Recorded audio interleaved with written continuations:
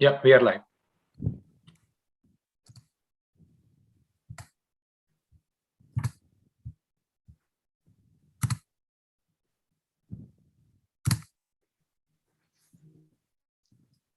Good afternoon.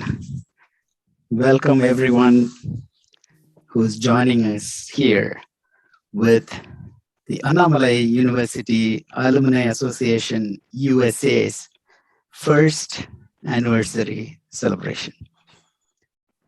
It's really exciting that to know that during the pandemic situation we started exactly a year ago, and here we are.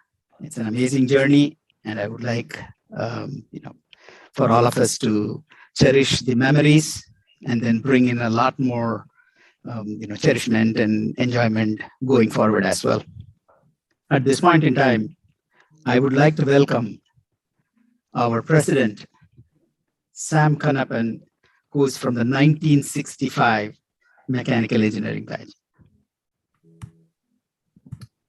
Dear members of Annamalai University Association, USA, and other friends, it was exactly a year back on the Gandhi Jayanti Day, October 2nd, 2020, Annamalai University Alumni Association USA was inaugurated.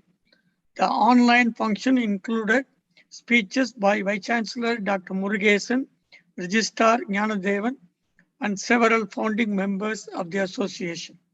The highlight of the function was the musical program by Thiru Sirgali Sivasidambaram and group. Initially, the organization was registered in the state of California as a for-profit organization. Later, it was registered as a non-profit corporation in the state of Texas. An ad hoc executive committee was formed out of the volunteers to conduct the business of the organization during the first year of its existence. Several projects to benefit Annamalai University and the public in Tamil Nadu, CSIR, oxygen concentrator, oxygen cylinders, PBX connections to COVID ward, solar water heater for ladies hostel have been undertaken. Some have been successfully completed and others are continuing as long-term projects. My sincere thanks and much appreciation to all those who did the critical work for the projects and to those who contributed financially. A special committee of 3 members, assisted by Thiru Balagan CPA, worked many hours on getting the new set of bylaws for the association, which is in the process of approval by the membership. Soon, an election of the office bearers of the association will be held as required by the new bylaws. I request all members to participate in the election to be an officer. An active drive for adding members is being conducted by another committee. Though we have only just over 50 life members, we have a potential to grow over 5,000 members. We have established a website, https auausa.org. Please check the website often for new information and to become a life member of the association. Another committee has organized periodic online interaction and information sessions for the benefit of all alumni. Friends, a significant number of current members have spent countless hours working on various aspects of getting your association organized and to take off the starting position. As there are many persons who spend time, money, shared ideas, I have on purpose left out naming all those individuals. That is simply because I'm afraid that I will leave out a few, but my sincere thanks to all who played critical role to get your association to this stage. Now I would like to close my comments and invite you all to watch the presentation by Dr. Kasthuri Venkateswaran on space microbe named Dr. Abdul Kalam next. Thank you very much.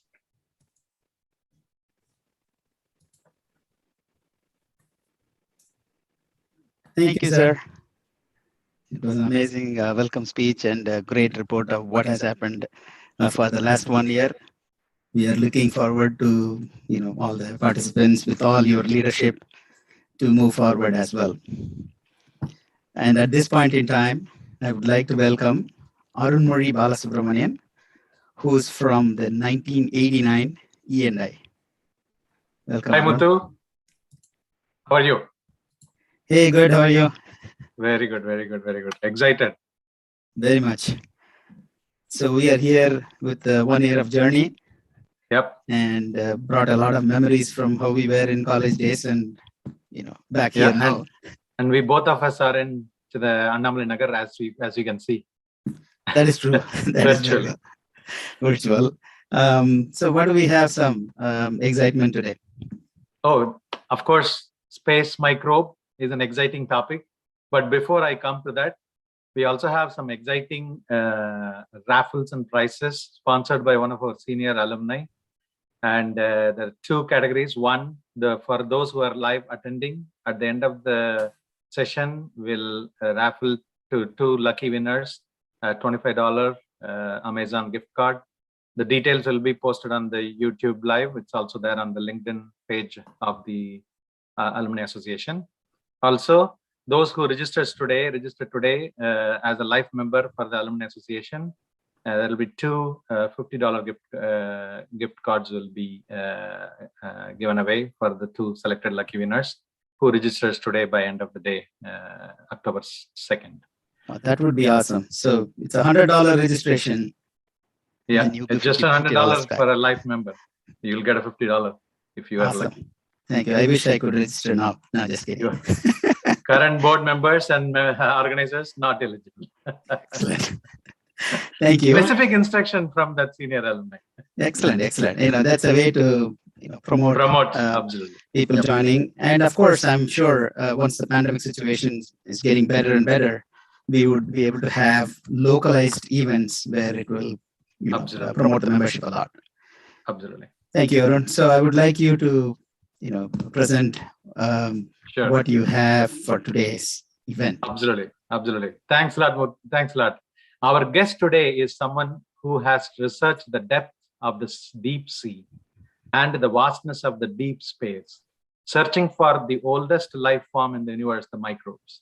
It is indeed my pleasure to introduce Dr. Kasthuri Venkateswaran, or shortly Dr. Venkat, on this exciting topic about a space microbe named Dr. Abdul Kalam. Dr. Venkat is a senior research scientist at NASA Jet Propulsion Laboratory and supports biotechnology and planetary protection group. Dr. Venkat did his MS in 1977 and PhD in 1982 in Annamalai University, both in the field of marine biology. Then he did his doctorate in agriculture, food, microbiology, and hygiene in Hiroshima University, Japan, and currently working in NASA since 1999. In his illustrious career spanning over 43 years, he has won several awards such as the NASA Exceptional Scientific Achievement Medal and Technology Achievement Medals in 2017. He was also the recipient of the first One NASA Peer Award in 2005 at the JPL Center and NASA Space Act Award in 2003, and over 25 Novel Technology Report Awards since 2000. Dr. Venkat also has published over 350 plus peer-reviewed scholarly articles. Unlike most of us who were at the main campus at the Annamalai Nagar, Dr. Venkat spent most of his time in Parangipetai, which is where the marine biology department is. And during his off times, he was either getting blessed by the Lord Nadaraja at our temple or enjoying the movies at the Vadaganathan and Lena theaters. And unlike most of us who go to Pichavaram for leisure, Pichavaram was his open air lab.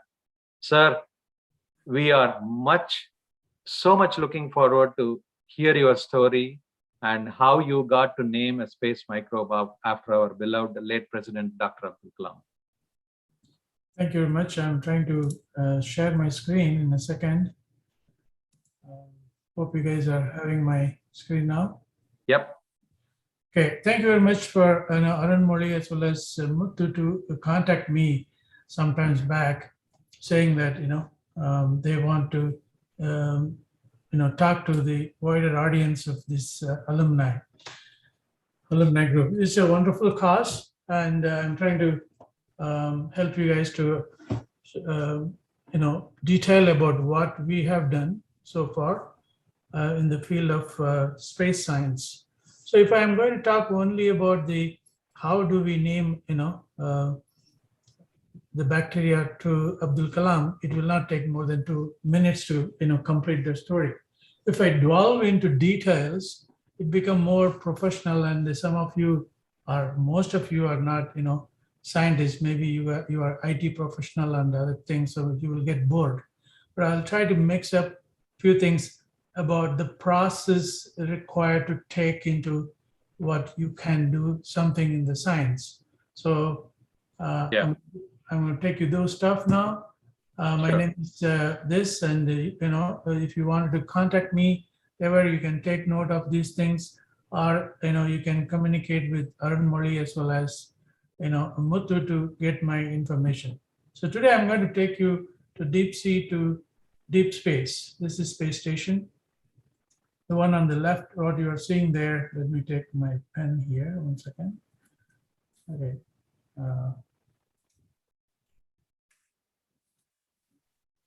So this one is submersible, where one researcher and one pilot and co-pilot can go into the deepest space deep of the sea, which is around 6,500 meters. It can go beyond that. There is no vehicle that you can go, even though the deepest depth of the deep sea is roughly 11,000 meters, and it is around 450 miles above us is the space station, and beyond we are also taking some of the rovers to Mars. So I'm trying to give you some information about microbiology associated to all these extreme environment. So today I'm going to talk a few things, why microbiology in NASA. Everybody can think about, hey, NASA is an engineering institution. Why do NASA care about it? Because basically we need to know whether we are alone or do we have, lineage to other, planets or other galaxy, right? So that is life. So the life defined by various limits. So by going to the extreme places, you come to know, because we need to learn these things from our backyard before going and having a journey to the other places, right? So what are the limits of life? So by learning from that, you can connect to the astrobiology for the robotic missions. And when you are looking in life in other planets, better you don't take it with you, the life. So that we normally call them as passenger list. So when you're sending some engineering instruments outside the space to look for in situ measurement, you better clean that to the level that you cannot detect them. So otherwise you have to measure what they are. So that's called planetary protection. And also you can take the extreme life that you are seeing in the Earth, take it to the space, and then look for the characteristics in different space conditions. So that is called space biology program. And tomorrow when you are taking human to Mars and beyond, and then how microbes behave with them, that is called human research program. So for all these things, microbiology is a vital part. That's why NASA is asking a big question, are we alone? So today I'm going to use a couple of things. One is spacecraft assembly facility, as well as the other one is space station as a test bed to look into the fact, how do you detect microbes? So in general, 100 years old kind of thing that you take sample and culture them. So, but that one you can learn only 1 to 10% of what is out there. But we have a DNA fingerprinting. That means, a lot of forensic studies you guys might have heard or seen, how the DNA is being used to measure all kinds of things. Like, if you see a crime scene, a human leave behind their specific signature. So likewise, microbes leave specific signature. So if you look into those genomics, you will come to know what they are. So you can also sequence the whole genome to look into the difference, why certain bacteria is actually persist or live in space. So those kind of things we can learn. So before getting into things, my 45 years of micro journey, I'm going to show you. So this is a microbial spore that can withstand hundreds of millions of years. I born in Erode, and then up to Porto Novo, 1981. I was, as I already told, 75 to 81. I was in Porto Novo. 82, I conferred a marine microbiology PhD. But during the time, I was already working in a central government, institute, export inspection agency, first placed in Mandapam. And then from there, I was, before going to Japan for those 5 years, I was either in Mandapam or Kadalur or in Chennai. And then finally, I was in Chennai as a gazetted officer in FRI, Forest Research Institute. Then I left the country 86 to Japan. So I had my second PhD in Hiroshima. I originally went for postdoctoral fellowship, but to extend that, I was able to get one more PhD. So a doctorate in agriculture in food microbiology. Then I joined Marine Biotech Institute, doing some sort of oil degradation and gene-based microbial detection, etc. in those 5 years. This is one company. This is another company. So a couple of companies I worked there for 10 years. So around 11 and a half years I was in Japan. My kids were also born while I was in Japan. So then moved to NASA. So NASA 1996, I came to US in 1999. I joined NASA for astrobiology related work. Main thing is life in other planets. Are we alone? So to do that, we had a chance to go to the deep sea, and then several missions associated to, unexplored cave, which is around 3,000 meters high above the ground, and the Antarctica, and as you know, space station and Mars and beyond. So today I'm working on those different things I told you, and I'm going to capture a few of these things and explain those things and share my experience. So initially in Japan, this is Hiroshima, okay? And this is my test bed, which is a Seto Naikai, that means inland sea of Japan. So this is Shikoku. In between this particular Hiroshima, we were doing so many different,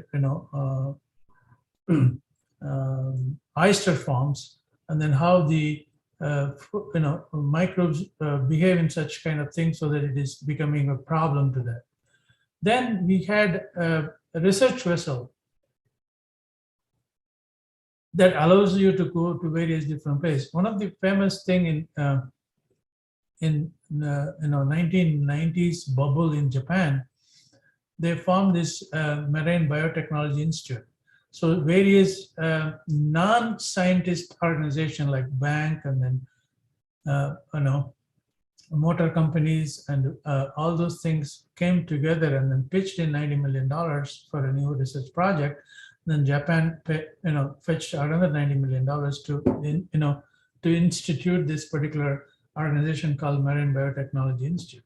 So there we had our own research vessel. We went everywhere, wherever we want to go, collect samples and look for extreme things. So I had a chance to go to various places, including this is near Philippines, Palau, Micronesia, where you have millions of jellyfish only in there. So we had a chance to go and dock our ship by the side of this and then go and then snorkeling and collect samples and then look for different things. And similarly, we went to Great Barrier Reef, Australia, okay, and then docked our ship and then look into every day, for the 2 weeks we went down, collect samples and bring samples and then look for the materials, including microbes and how the microbes can be exploited for various different things. Then came to NASA. This normally I show to the people. This is 1998 when NASA sent out this particular rover called Sojourner, Pathfinder. And then this is simple like a tie that you have it at home right now. But this is a kind of bigger size, which is roughly, you can think about a golf cart. And then this is a Mini Cooper, BMW Mini Cooper size. This is the one that is flying to Mars since, Mars Science Lab. And after that, right now, Mars 2020 that you guys might have heard about during this pandemic time. And this is that particular piece of thing, okay, which is around size of the golf cart. The question is the quantity of the microbes associated to these things has to be cleaned to the same level, whether it is bigger or smaller doesn't matter.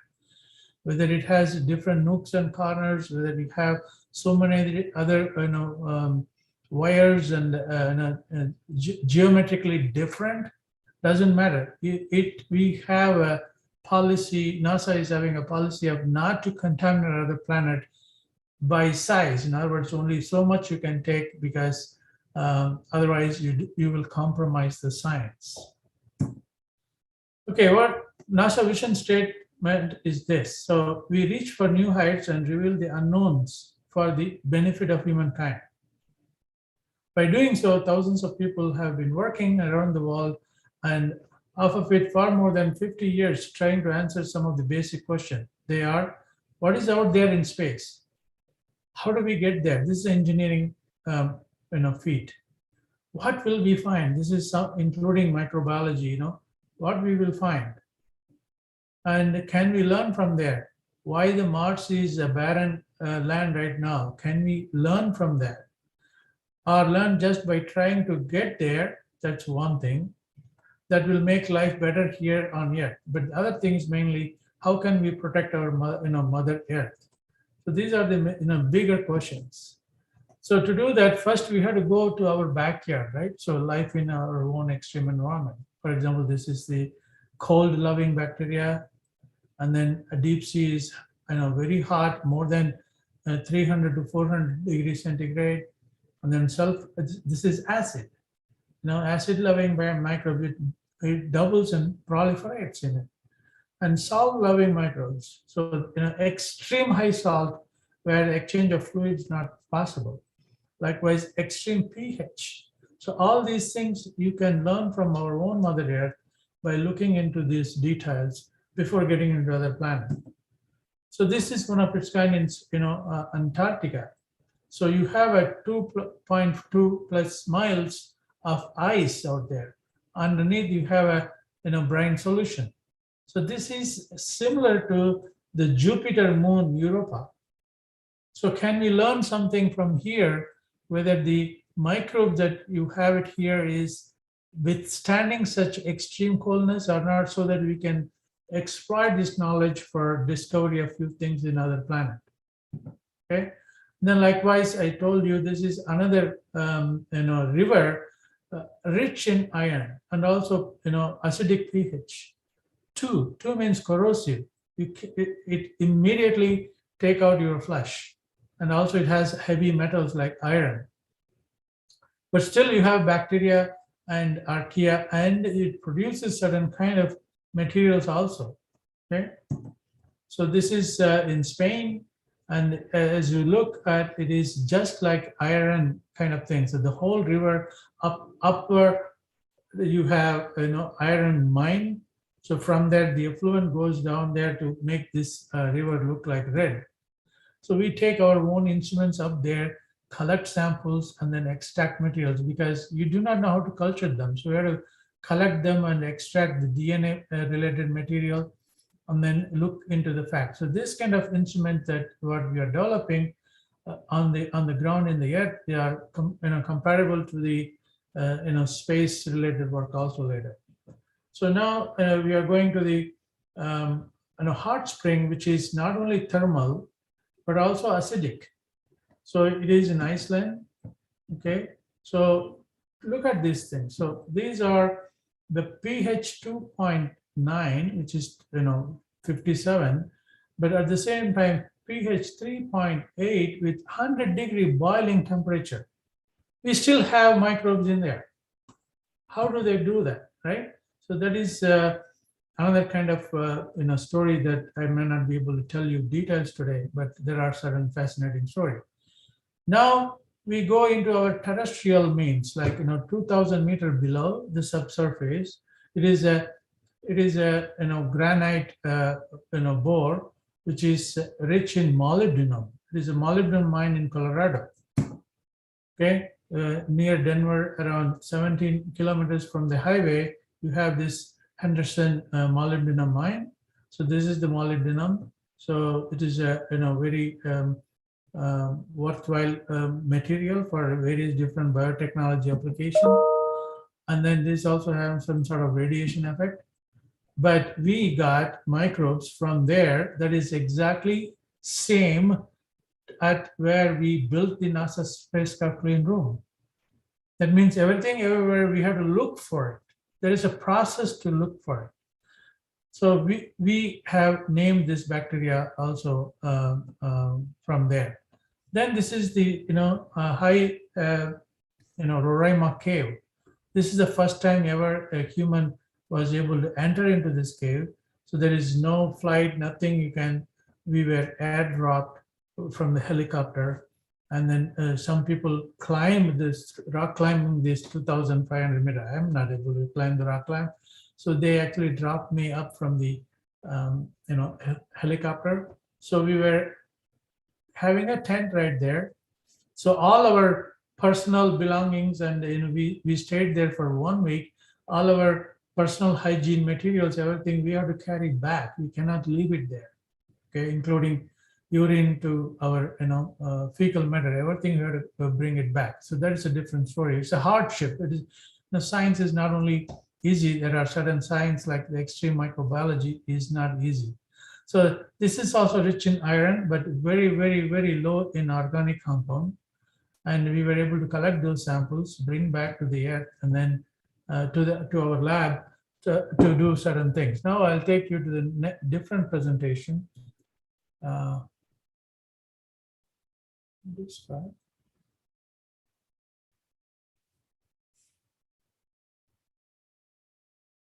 So where in 2002, I was able to get into this first manned operation in a newly discovered hydrothermal vent.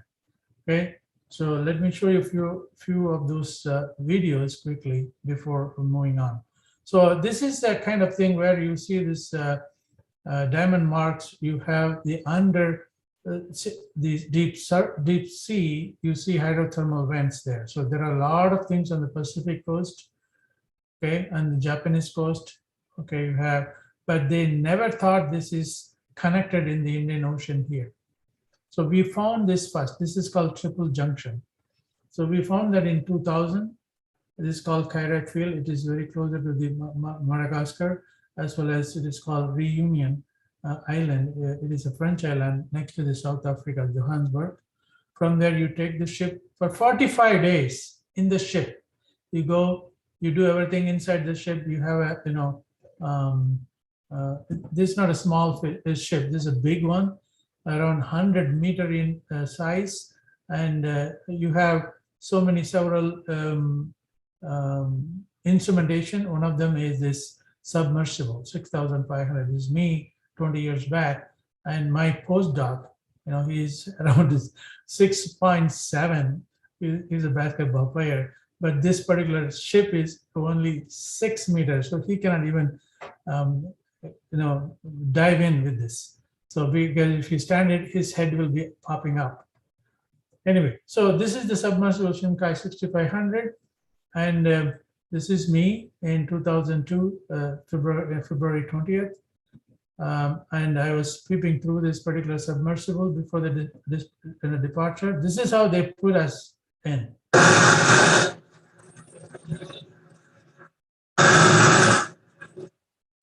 So I'm muting the noise because of the noise. So in a given day, when the sea is not rough, they put that vessel down, and the diver will come and then release it from the mothership, and then we go down to the deep sea 4,000 meters. This is called Kali chimney. This is from here, you see this,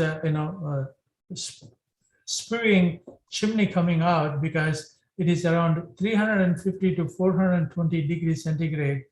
Hydrothermal comes out, but outside is only 4-degree cool water, right? So when it combines together, the precipitation is happening. That's why this black smoke are coming out.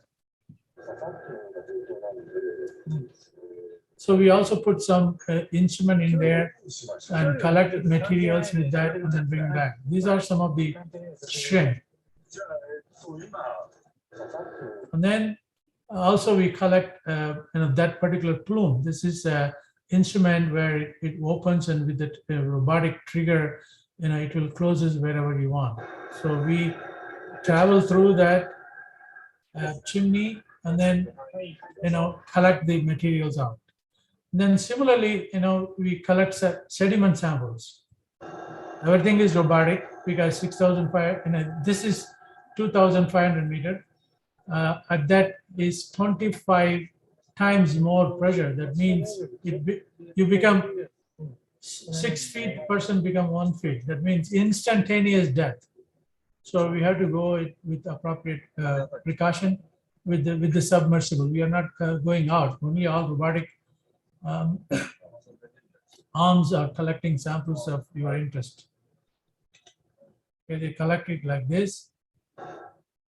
And then this is for fun. You will be seeing animal sampling. So these are all what you're seeing are shrimps that you cannot see. Not you, they cannot see because there is no need, because pitch dark, right? So that is how this animal evolved, but they need a bacteria to digest the material. In turn, they get the shelter for the bacteria. So that's how it works. So this is the chimney. Around that you have all these shrimps. So with the scoop, we collect the materials out.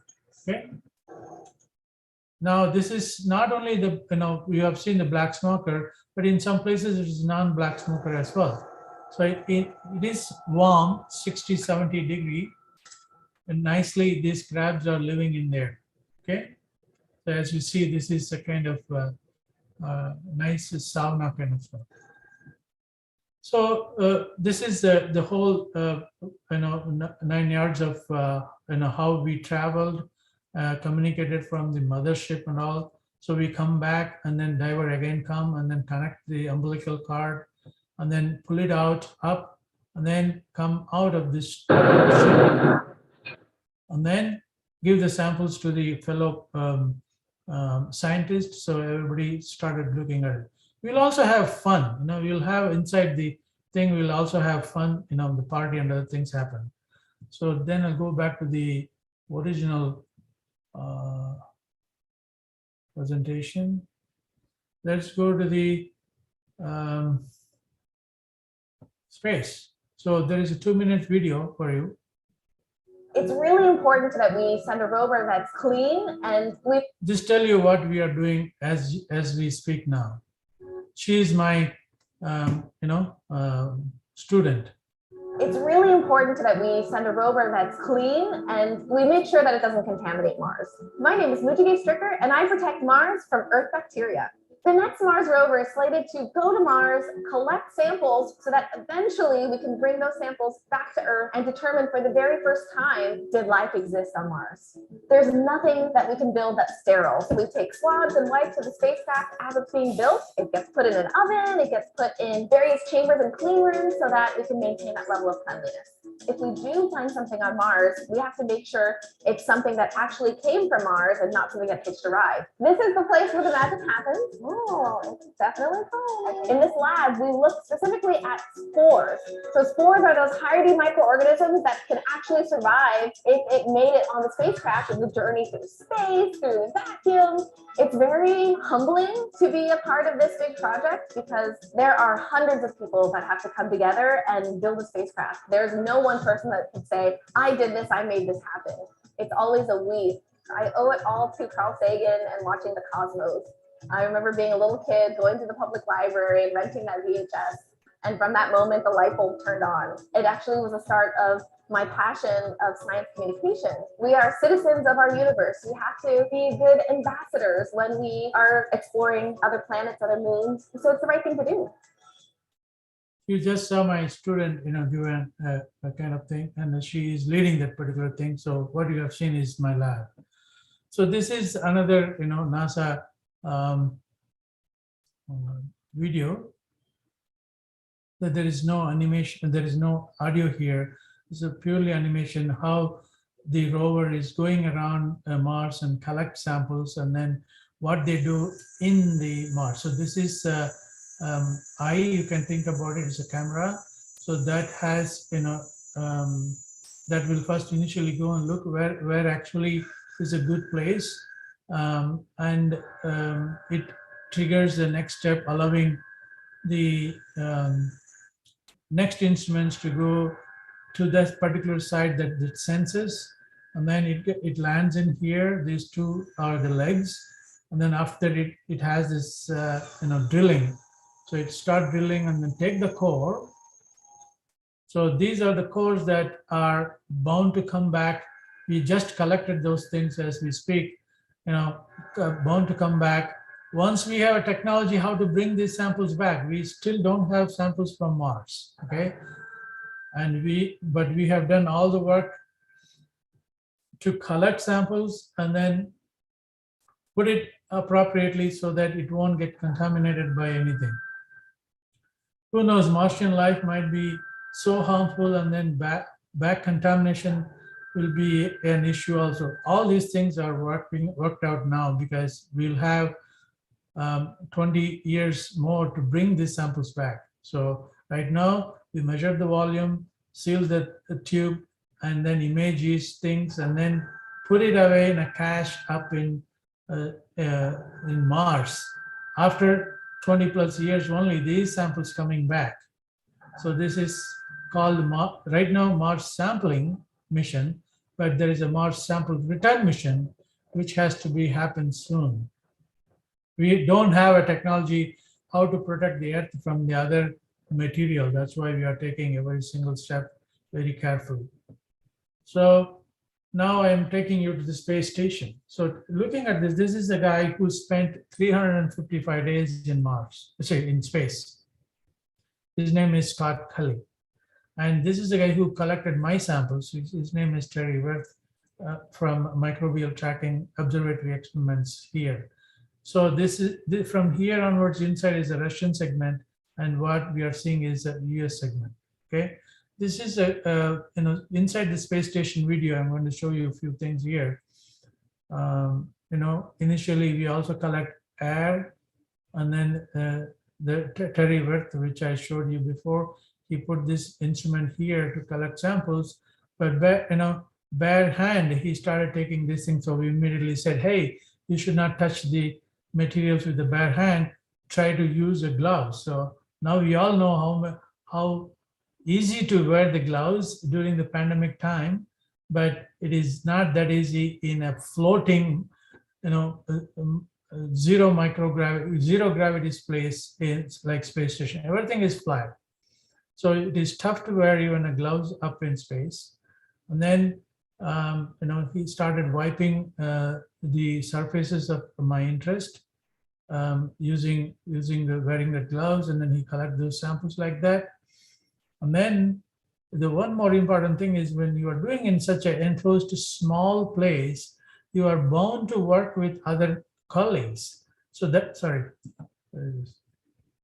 bound to work with other colleagues. So right now,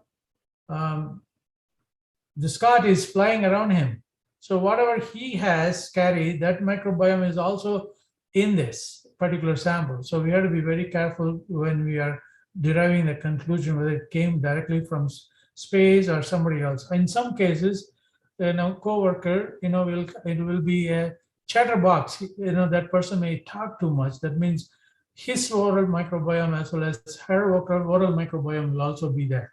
So having all these things, now you got the samples brought back to the Earth, and then we use certain technology to measure them by growing them, okay?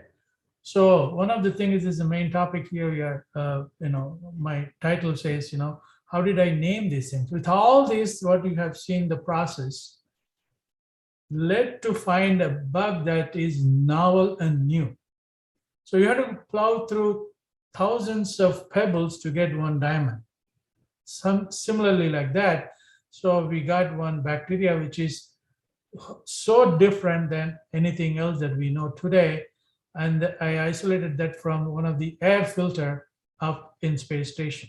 So we worked with some Indian institutes actually, and then described this with NASA connection. And I named that after Abdul Kalam. So that is why it is called Kalami I. So this Kalam is the species name of the genus Solibacillus. This one is Kalami I. So that's how I named this. So what is the special feature of this? So bacteria like this consists of sometimes a spore, which is some dark portion is a vegetative cell, and then this one is we call bright bodies are called spores. So spores can survive in the environment for millions of years.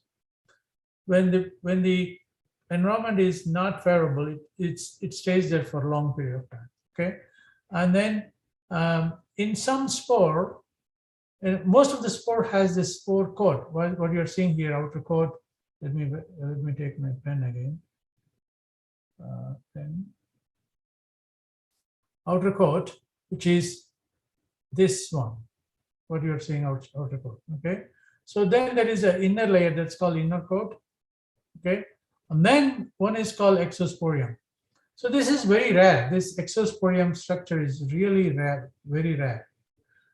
This is there in something like Bacillus anthracis kind of thing that causes disease. And this particular thing called exosporium is helping the spore from radiation effect.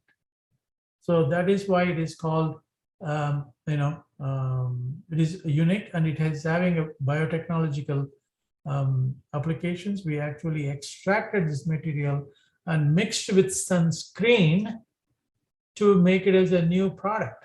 So Abdul Kalam product is not out yet, but we have done some other microbes, we utilize that and then you mixed with the sunscreen to protect from sun. So that kind of thing. So very rare, like what we have, 1.3 billion people are in India, but people like Abdul Kalam is very rare. So that's why I named this after him. The other one is, non-spore former. Okay, this is not producing spore, but it produces some other, compounds which help to promote the growth of the plants. So in the space, you have lunar dust and then Martian dust maybe, but there are certain bacteria withstand such dust and break down those materials and then give the nutrients to the plant. So one of this kind is called, Methylobacterium ajmeli we found. So it produced such kind of things. So I named this after this gentleman. I don't know whether any of you know, he's my mentor back in Annamalai University. He's still there as an emeritus research professor. His name is Dr. Abdul Kalam, Dr. Ajmal Khan. So I named this bacteria after him as Methylobacterium ajmeli I. The recent photo that we had, heated discussion during our, retreat at Yerkar. The other one is, the same bacteria, in this case is yeast, that actually becoming so huge under simulated microgravity. The microgravity allow it to be a bigger beast, and then that actually produces a nice lipid compounds, which is good for humankind. So we named this after a sponsor who paid money to do our research. So those are the things. But now the other thing is that is growing here, just to explain you, but the one that DNA fingerprinting also can fetch you some good stuff. Based on this DNA fingerprinting, we were able to find a novel microbe again. And then that is, unless we have this DNA fingerprinting, we will not be able to get them. So now I named this bacteria after, again, Kalam, but this time is Kalami I, which is a genus name. And then this is this species name, Pearsonii. So I named it after Kalam, the genus. Genus is, for example, human are called Homo sapiens. So Homo is a genus name, sapien is a species name, okay? So in this case, Kalami I consists of so many 100 different species, and we named after Abdul Kalam to the genus name, okay? Now, in the interest of time, I'm going to skip few things here. How do we extract DNA from space is another thing, but we can also test these kind of instruments that we are developing for space station and then take it to the remote place, in this case, Yellowstone National Park, okay? This is the instrument where you can automatically extract DNA and is, space compatible, okay? And then to validate this, we took it to the, this particular spot, which is Yellowstone. Some of you might have gone to this Yellowstone National Park. This is 98-degree boiling, water. But still, we can find certain bacteria. But over the period of time, about an hour or so, we pump this liquid in through this system and then measure the DNA on the spot. Okay. Now, before taking to this instrument to the other planet, and we need to first test under microgravity. So this is called parabolic flight testing. Okay. What is parabolic flight testing? Why do we need to do this? Because we collect samples. Some of you might be struggling to get RT-PCR for COVID travel and other things. This is nothing but same. You collect samples. In your case, you give your samples, to the diagnostic lab. But because space station, you don't have that capability, you have to store them in weeks to months and then come back to the Earth to get the results. It takes about 4 to 6 months. Instead, the instrument that we developed, this is MicroTitan, we can do all these things immediately there, because all these other instrumentations, we already have it to sequence. And then within 9 hours you get. So how many of you are waiting for 2 days to 3 days before traveling to the other country? That is this test. And now we can do that with this test within 9 hours.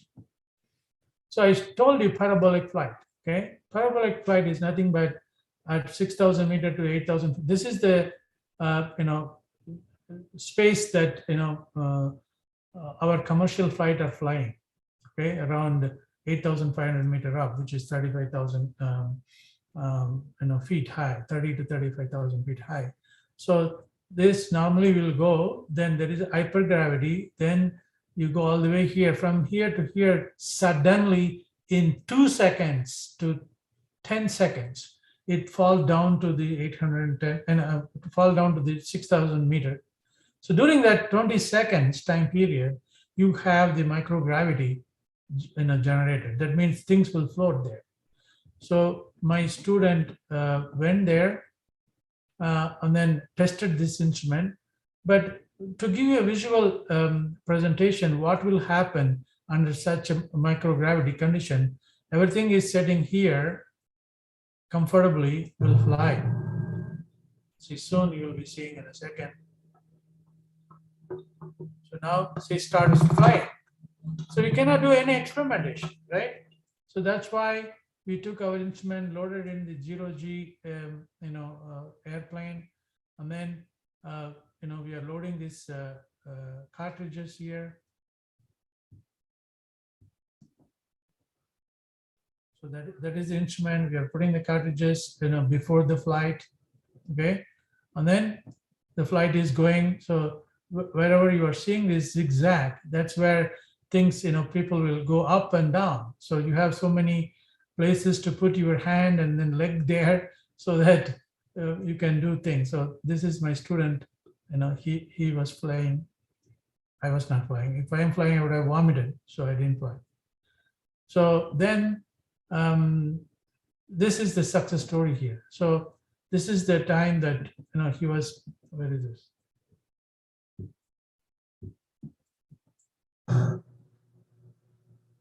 you see the excitement of this guy. So this is the student of mine. So now this is everybody is flying. So he was strapped. He was strapped here, and he is testing there.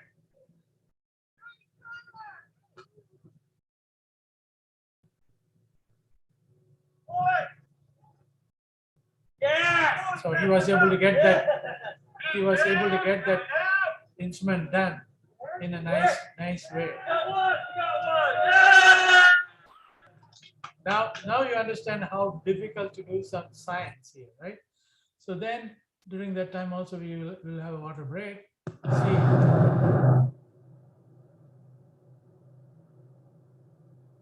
The water is being drank.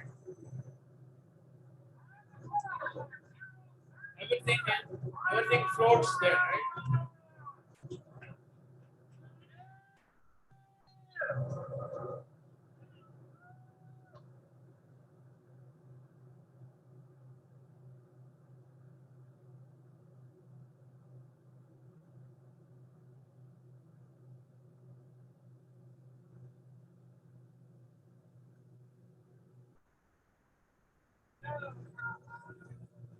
He's going to open now, water bottle, and the water is floating.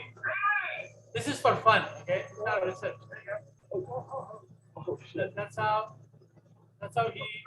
he gobbled the water, like that. So with all these things, you know, somebody has to inspire you to do such kind of work, right? So first of all, my mom raised us from a very hardship. I'm not from a big rich family, you know, below middle class family, and she was instrumental in waking us up, even if we are sleeping, kicking us out to go and then study. And then obviously it's friends, you know, because most of us are self-taught, unlike people now. And you know, some people can vouch me who did in 1960s, but I did in 1970s. You know, you had to do self-taught or more, okay? And also because of the poor thing, my brother and sister-in-law who actually spend most of their fortune to make me study very well. So then, more importantly, above all, you yourself is very important to inspire yourself. Every day when you go, wake up, look at the mirror, think about what you have done today, what you can do tomorrow differently from the one that you learned yesterday, okay? So when I attained parenthood, which is when I was 29, caring and loving wife changed my attitude towards treating competitors in the right way. Always I think competitor means, you know, I have to win always, no matter what. But my wife say, to stay on top, you have to understand what the competitors are doing, especially the successful competitors. And you have to have generate some friendly atmosphere with them. So she actually changed me everything. So we have an adage in India saying, for every successful man, there is a woman, and that is correct in my life. So as I told before, I was so tough. I am a tough nut to crack, but even though my mom taught discipline and my brother gave needed resources, keeping my attitude checked by my loving wife is on top of my list in pumping my adrenaline every day to do the loving science job. I am 67 today, but every day when I get up and then doing science because of her. And then this is my daughter.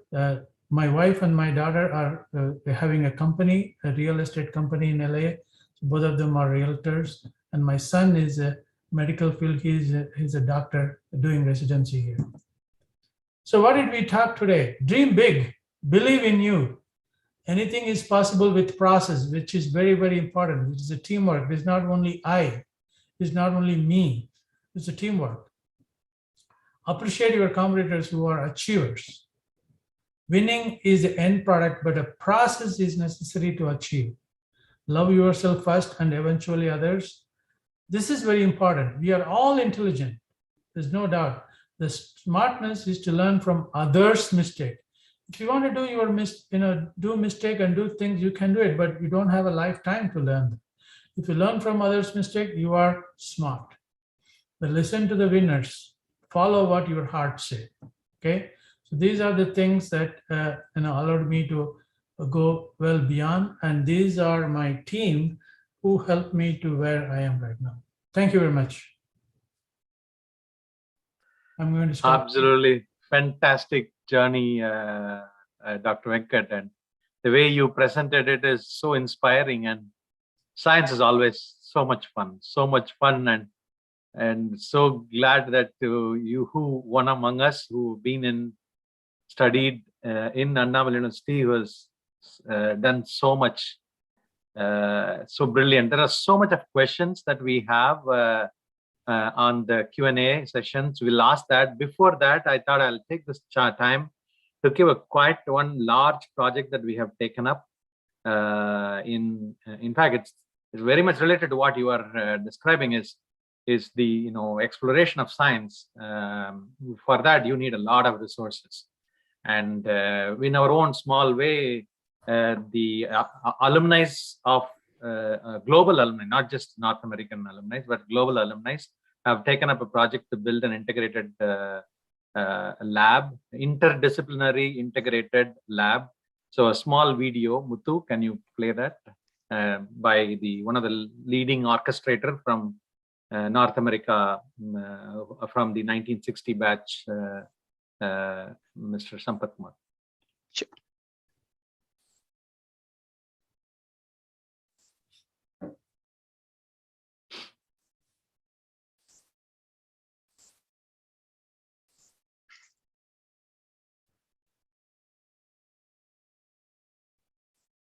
Give me 1 second. I need to change the controls. Yep, I need to change the controls. Play now. No, controls. I need to change the controls. Hold on. Okay, good. All right. Now it is. No, it's not. The other screen is coming. Yeah. Hello, friends. I am Sampath Kumar, a 1960 mechanical engineering graduate from Annamalai University.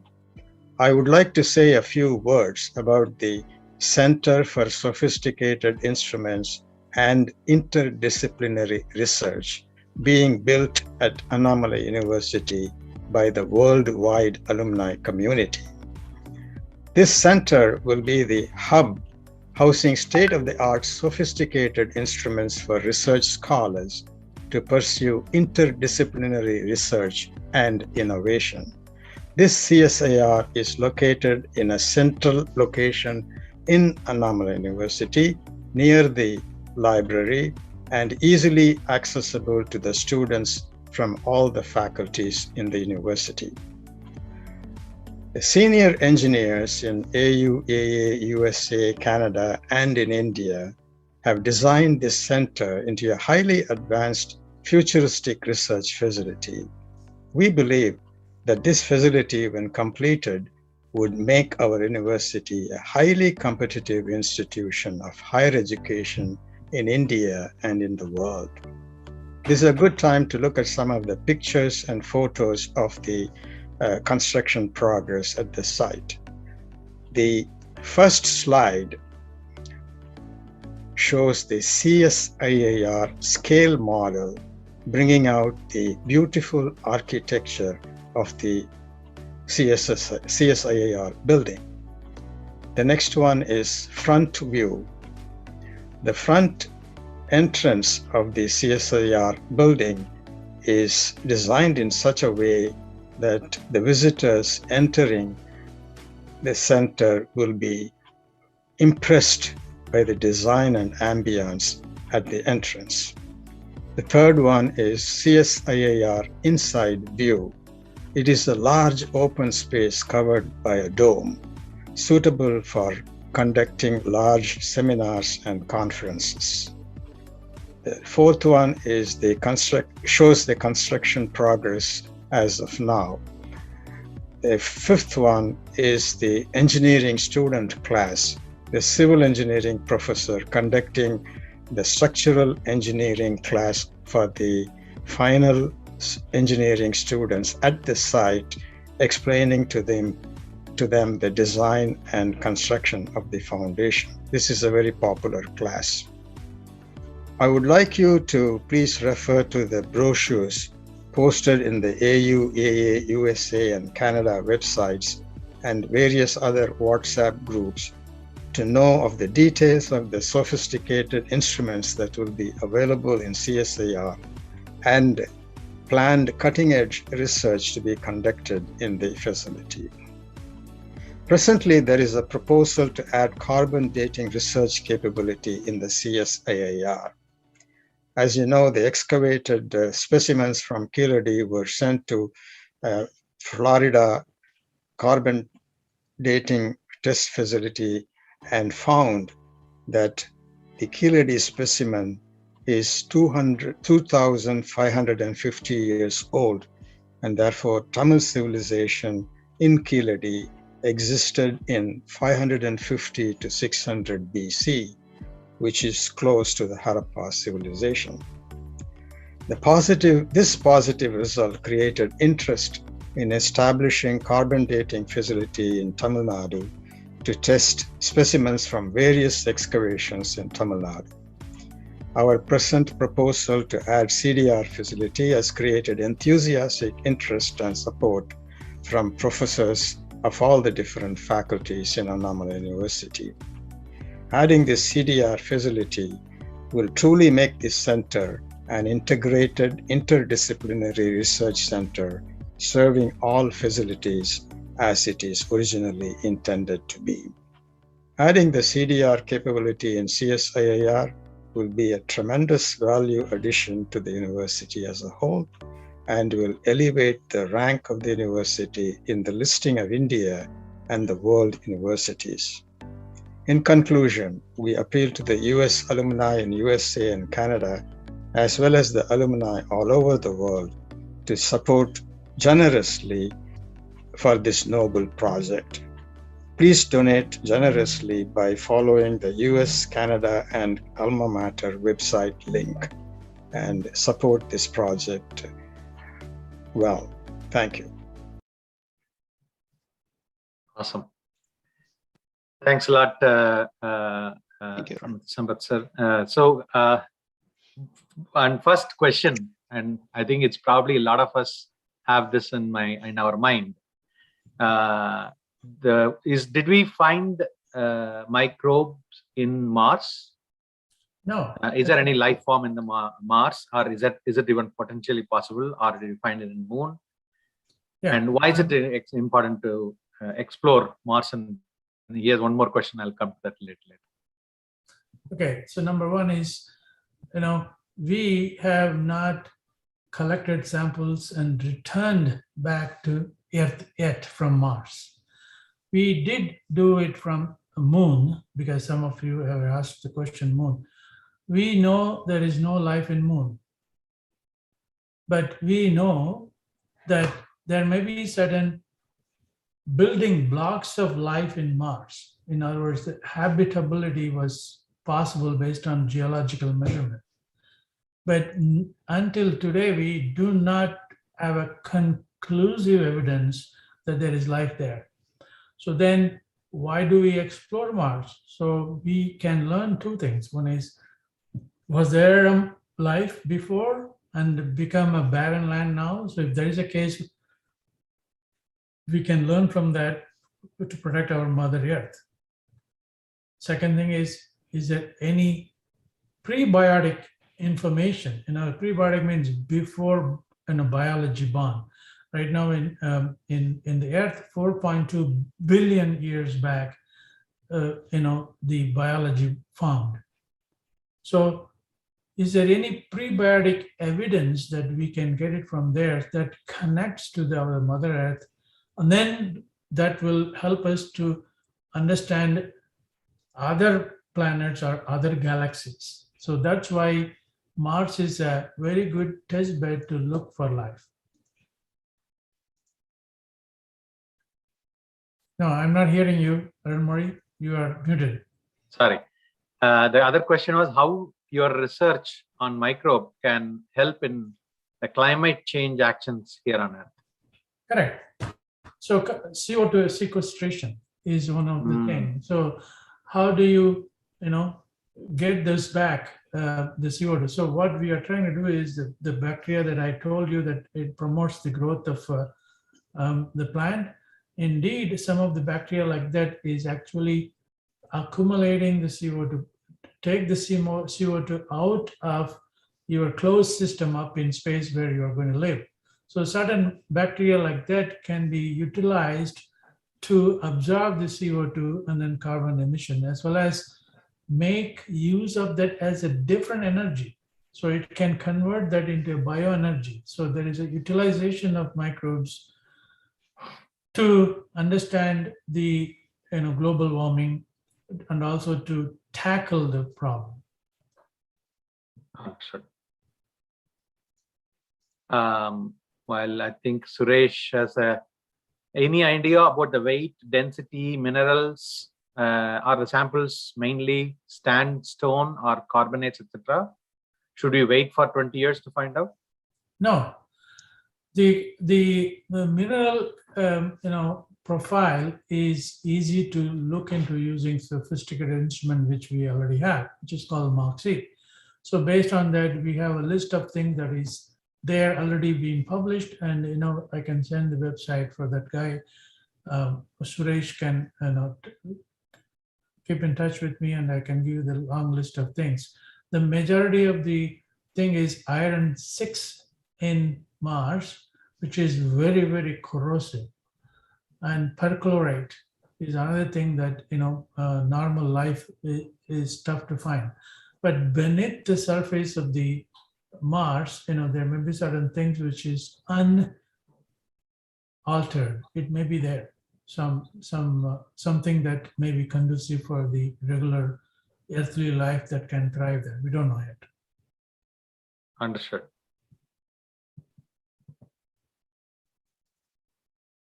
Arun, amazingly, Suresh has the other question continuing to this. Can any of these parameters be measured remotely? Yeah. So as I said, chemical compositions are being measured because we have a spectrophotometer. So based on that, we come to know whether you have carbon rings. Okay. So when you have a carbon ring, that may be, then we will come to know whether it is a prebiotic rings or actually biogenic. That means whether it is generated by biology. Okay. So those are the things we are looking into details, and we have those spectrophotometry, confirmation.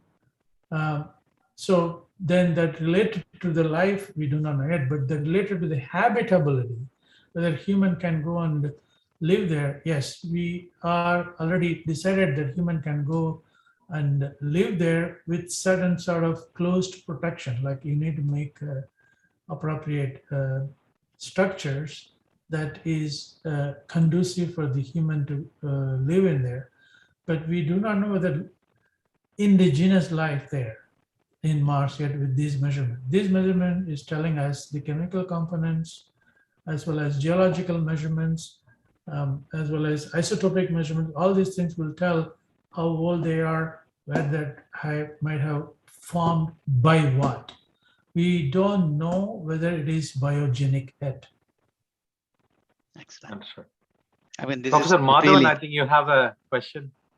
It's not a question. First, it was so good that we were floating in the air. And I think we were there right to the middle of you. And I was so happy to see that. And I think this is what, if I may say so, that what anomalies that you are visualized. She wanted to bring the science and also the spiritualism together. What I saw in you, a combination of both. And that is, I think you would be sleeping, you'd be looking over there and say, oh God, my gosh, Venkat, he has come there. So it is wonderful. It is a very spiritually oriented lecture. And more importantly, you gave such an importance to the family, which is very important at this time of the year. And I think it is excellent. And of course, I'm not a scientist, so I can ask you just a simple one question, that many of the things you are doing are likely to lead to instrumentation and also other kind of industries.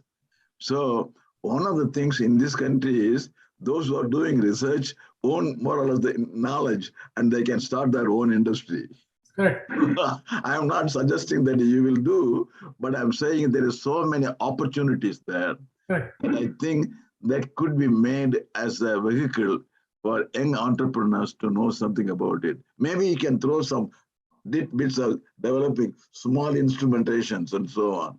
Correct. And that could be helpful for something true. like easy. That is true. So we are helping biotech industries about the biotechnological products. So one of them is a sunscreen, which is already out there, as I already told you. And we have thousands of microbes of special interest. So that produce different compounds like, plant growth promoting hormones. That is one of the other thing. And there are so many other lipid producing materials. So these are all being worked with the commercialized people.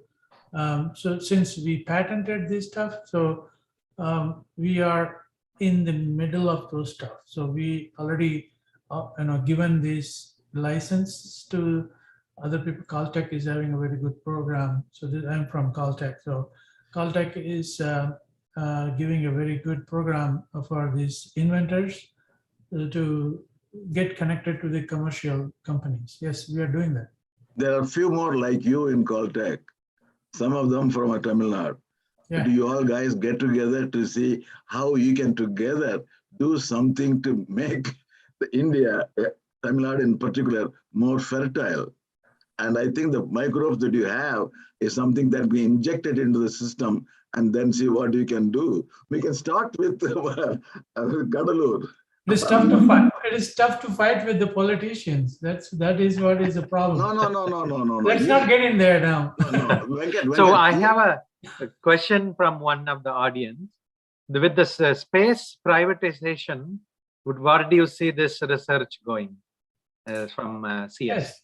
Yes. I think privatization of the space journey, I think that's what they're asking, commercialization. Yeah. SpaceX, Blue Origin, the Sierra Nevada, so many, private companies are doing things. And recently we had a, Jeff Bezos was there, for a few hours. And then after that, 4 astronauts went up for 3 days, came back. Those are all commercial things. So that is the one thing that NASA is very good in not to reinvent things. Once they invented stuff, they give to the commercial sector to flourish, because this is nothing but taxpayers' money. It is our duty for the economy to come up. So that means we never do same mission twice. Once we did that, and the prototype has to give away to the private company. So that's how it is. So that's how, and if commercial company comes on saying that, hey, I can do this better than you, definitely they cannot, but cheaper than you, yes, you can, then we will listen to that. But they take the technology from us and make it more cheaper. So you're saying it's encouraging that all this research is being helped by this privatization of this space flight. One more question. How many years these microbes existed? I already told 4.3 billion years back. One of the oldest from the single cell form, right? Single cell. Yeah. So likewise, we know if you have a bacteria, in your hand, you know how to preserve them infinite time of hours. We know how to keep them. And my question about this, the species Kalami and the genus, what is the source of them? Where did they originate? Are they a mutation of what we found? What we hitchhiked with the travelers from the Earth, or it is from foreign origin? You answered your question. So it is mutation is possible. To become a speciation, it takes million years. From one to the other, it takes million years. So the mutation is required to adapt, but speciation is the fundamental backbone has to be modified.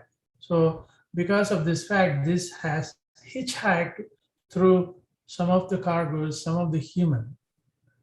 But it is very young, only 20 years we have this space station up there. Okay, so we also, keep it clean. We also take it clean, right? So that means bare minimum is going up, and it is that is where it tried to mutate itself to adapt. And because of that, what happens? You have less number of other microbes. Take a garden soil, for example. Garden soil have billions and billions of microbes out there. But if you have a clean area, you have less and less microbes, so you are able to find new microbes that you have not described yet. There are so many things that we do not know in our backyard. Yeah. But whether it is doing anything is a problem. If it is doing something, then you need to do it. Otherwise, you don't need to. Yep. Yeah. Interesting. And you mentioned earlier question was about remotely measuring, and you started with the right word as chemical. Yeah. All these chemical properties, and it was from Suresh, who's also happened to be a chemical engineer. Suresh has another question. What are your thoughts on the presence of water discovered recently in Moon? The water discovered is not a flowing water, okay? So the water is, whether it is bioavailable or not is a big thing. For example, if you go to the north part of the, Mars, you have the pole, North Pole has, cold layer, icy cold layer. So some people think that is a, liquid water available, but it is not bioavailable at all right now. Whether, microbes can extract that water to do it is one thing. So the other one is you have the geological remnant showing that there might have been water. Okay, and there are certain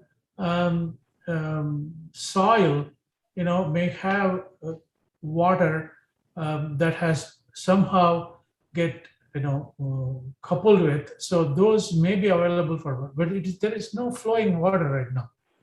Okay, understood. That's a misconception. That's a sensationalizing by the public, press. Absolutely. Yep. Very good. Two more questions, Arun. Go ahead. How can NASA have a collaboration with Indian universities on microbes research? As you know, Annamalai University have a strong research facility or faculties. Now that CSIR is coming up as well. Good, very, very good question.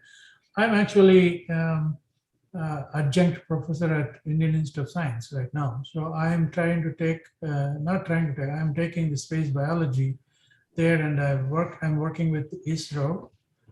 So making one of the Department of Space, IISc, becoming an Institute of Space Biology. So if this person who you were talking about is interested, he can communicate with me.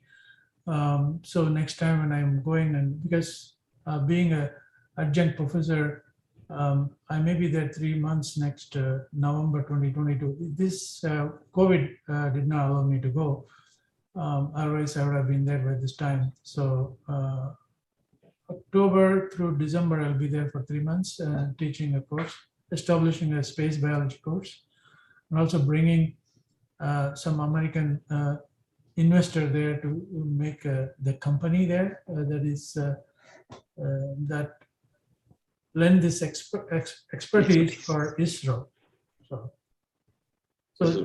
let him contact me, and if Annamalai University is interested, I am very happy to give a talk. And last time I gave a talk at Porto Novo, and I met VC also.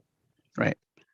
Yeah, this time we will make sure, sir. So this is one of the things we all, when we were all in the university, not many people in the main campus know that there is something existing as marine biology. Yeah. We from Chidambaram itself, we know very well. We have been there, and there are some extracurricular activities we are involved where people from marine biology also were involved with us. So this might be an opportunity, we can work with the university authorities and then make sure. I invited VC to visit JPL because of the COVID, everything is upside down. I think his family is in Texas, right?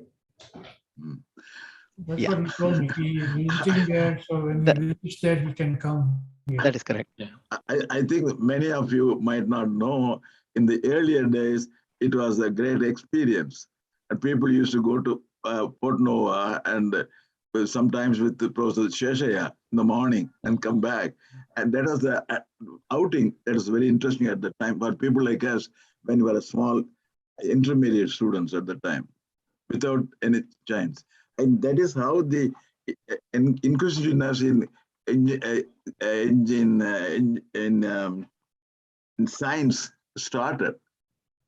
And many people won't be seeing, for them, science was Sheshaya walking Saturday morning from their home to the railway station and taking the train to Porto Nova and come back. That is how. Muthu, I want to say something. Sure, sir.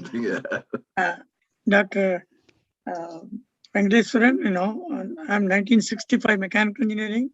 Our classmates made a bicycle trip from Annamalai Nagar to Porto Nova. I still have those photographs with me.